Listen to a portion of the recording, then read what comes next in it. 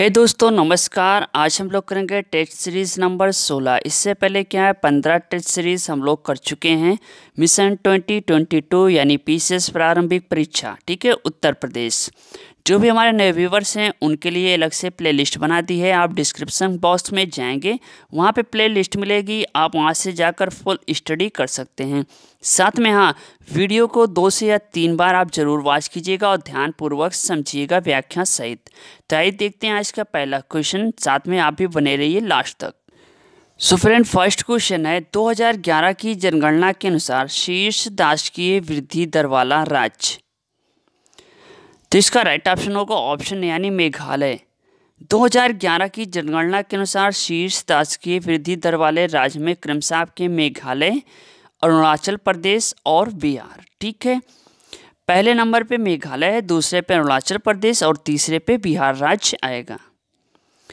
चलिए so next question है, प्रतिशत की दृष्टि से अनुसूचित जाति का सबसे बड़ा राज्य या केंद्र शासित प्रदेश कौन है? तो इसका राइट ऑप्शन होगा ऑप्शन बी यानी पंजाब, इससे राइट ऑप्शन होगा। सो नेक्स्ट क्वेश्चन है 2011 की जनगणना के अनुसार भारत का स्त्री पुरुष लिंगानुपात यानी सेक्स रेशियो कितना है? इसका आंसर आप लोग कमेंट बॉक्स में दीजिए, ठीक है। तो ये पहला क्वेश्चन आज हम आपसे पूछ रहे हैं। सो नेक्स्ट क्वेश्चन है, निम्नलिखित में कौन सा विकल्प सही सुमेलित नहीं है? देखिए यहाँ पे नई शब्द लगा, वेरी इंपॉर्टेंट है। सो यहाँ पे राइट ऑप्शन होगा ऑप्शन यानी क्षेत्रीय रेल प्रशिक्षण संस्थान रायबरेली। आपका क्या होगा, क्षेत्रीय रेल प्रशिक्षण संस्थान उत्तर प्रदेश के गाजीपुर में स्थित है और सभी विकल्प जो है वो सही हैं। यहाँ पे रायबरेली नहीं गाजीपुर होगा, ठीक है। चलिए सो नेक्स्ट क्वेश्चन है, निम्नलिखित में असत्य विकल्प की पहचान कीजिए, यानी कौन सा विकल्प सही नहीं है? सो इसका राइट ऑप्शन होगा ऑप्शन यानी स्वावलंब योजना 2009, ये सही नहीं है। इसकी शुरुआत हुई थी 2018 में, ध्यान दीजिएगा कब हुई थी, 2018 में, ओके। चलिए अगला क्वेश्चन है, भारत के मुख्य चुनाव आयुक्त को नियुक्त किया जाता है? तो इसका राइट ऑप्शन होगा ऑप्शन सी यानी राष्ट्रपति के द्वारा। भारतीय संविधान के अनुच्छेद 324 सब क्लास 2 के अनुसार भारत के निर्वाचन आयोग के मुख्य चुनाव आयुक्त तथा अन्य चुनाव आयुक्तों की नियुक्ति संसद द्वारा बनाई गई विधि के अधीन राष्ट्रपति द्वारा की जाती है। चलिए अगला क्वेश्चन है, भारत के संविधान की चौथी अनुसूची किससे संबंधित रखती है? तो इसका राइट ऑप्शन होगा ऑप्शन बी यानी राज्यसभा में सीटों का आवंटन। भारत के संविधान की चौथी अनुसूची राज्यों और केंद्र शासित प्रदेशों के लिए राज्यसभा में सीटों का आवंटन में संबंध रखती है, ध्यान दीजिएगा। चलिए सो नेक्स्ट क्वेश्चन है, भारत के संविधान में समवर्ती सूची की अवधारणा किस देश के संविधान से ग्रहण की गई है? तो इसका राइट ऑप्शन होगा ऑप्शन डी यानी ऑस्ट्रेलिया के संविधान से।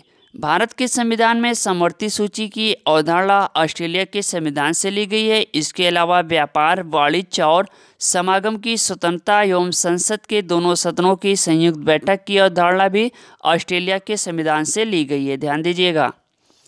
चलिए सो नेक्स्ट क्वेश्चन है, भारतीय संविधान की प्रस्तावना में किस स्वतंत्रता का वर्णन नहीं किया गया? तो इसका राइट ऑप्शन है ऑप्शन डी यानी आर्थिक स्वतंत्रता, ठीक है। भारतीय संविधान की प्रस्तावना में सामाजिक, आर्थिक और राजनीतिक न्याय, विचार, अभिव्यक्ति, विश्वास, धर्म और उपासना की स्वतंत्रता, प्रतिष्ठा और अवसर की समानता का वर्णन है, परंतु आर्थिक स्वतंत्रता का वर्णन नहीं है, ओके। चलिए सो नेक्स्ट क्वेश्चन है, निम्न में से किसका संबंध चुनाव आयोग से नहीं है? तो इसका राइट ऑप्शन है चुनाव की अधिसूचना जारी करना।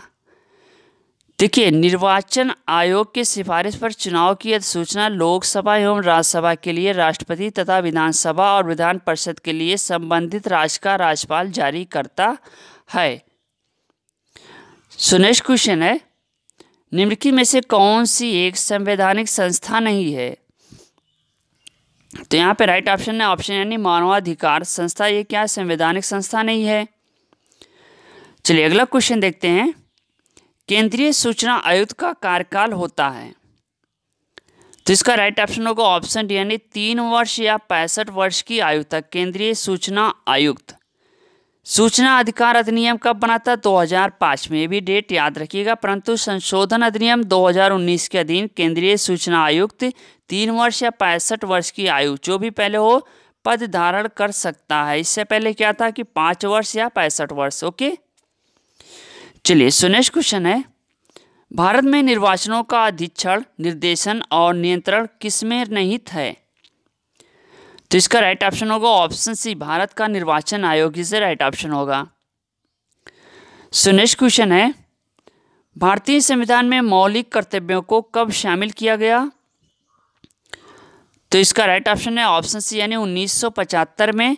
भारतीय संविधान में मौलिक कर्तव्यों को 1975 में सरदार सौर सिंह के नेतृत्व में गठित समिति के सिफारिश के बाद 42वें संविधान संशोधन 1976 के द्वारा शामिल किया गया था। ओके, चलिए सो नेक्स्ट क्वेश्चन है, भारत के राष्ट्रपति के महाभियोग की प्रक्रिया है?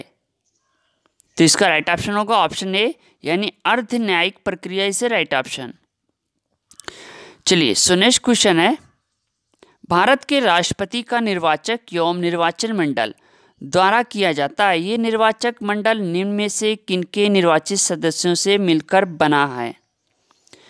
तो इसका राइट ऑप्शन होगा ऑप्शन सी, पहला, दूसरा और चौथा।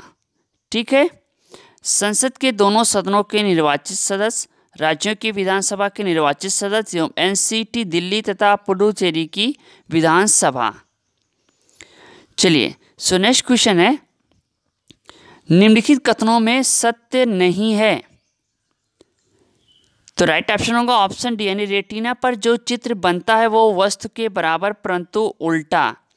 रेटिना दृष्टिपटल पर जो चित्र बनता है वो वस्तु से छोटा और वास्तविक व उल्टा होता है। ओके, चलिए सो नेक्स्ट क्वेश्चन है, ऑटोमोबाइल्स के हाइड्रोलिक ब्रेक किस सिद्धांत पर आधारित हैं? तो इसका राइट ऑप्शन होगा ऑप्शन यानी पास्कल का नियम। वेरी इंपॉर्टेंट है, पास्कल का नियम इसे right option. So next question है, निम्नलिखित कथनों में से कौन सा कथन सत्य नहीं है? तो राइट ऑप्शन होगा ऑप्शन है यानी कह रहा है कि निकट दृष्टि दोष को उत्तल लेंस प्रयुक्त करके ठीक किया जा सकता है। निकट दृष्टि दोष से पीड़ित व्यक्ति पास की वस्तु को स्पष्ट देख लेता है लेकिन निश्चित दूरी से अधिक दूरी पर रखी वस्तु को स्पष्ट नहीं देख पाता। दूर दृष्टि दोष निवारण हेतु उत्तल लेंस का प्रयोग किया जाता है, निकट के लिए नहीं। चलिए सो नेक्स्ट क्वेश्चन है, निम्न में कौन सा सुमेलित नहीं है? तो इसका राइट ऑप्शन होगा ऑप्शन बी यानी रदरफोर्ड इलेक्ट्रॉन की खोज। रदरफोर्ड परमाणु के नाभिकीय मॉडल की खोज की थी जबकि इलेक्ट्रॉन की खोज जे थॉमसन ने की थी। ओके, चलिए अगला प्रश्न है, निम्न में से कौन सदिश राशि नहीं है? तो इसका राइट ऑप्शन होगा ऑप्शन डी उष्मा। इसे राइट ऑप्शन होगा। सो नेक्स्ट क्वेश्चन है, भूस्थिर उपग्रह की कक्षा होती है? तो यहाँ पे राइट ऑप्शन है ऑप्शन यानी दीर्घ वृत्ताकार। से राइट ऑप्शन होगा।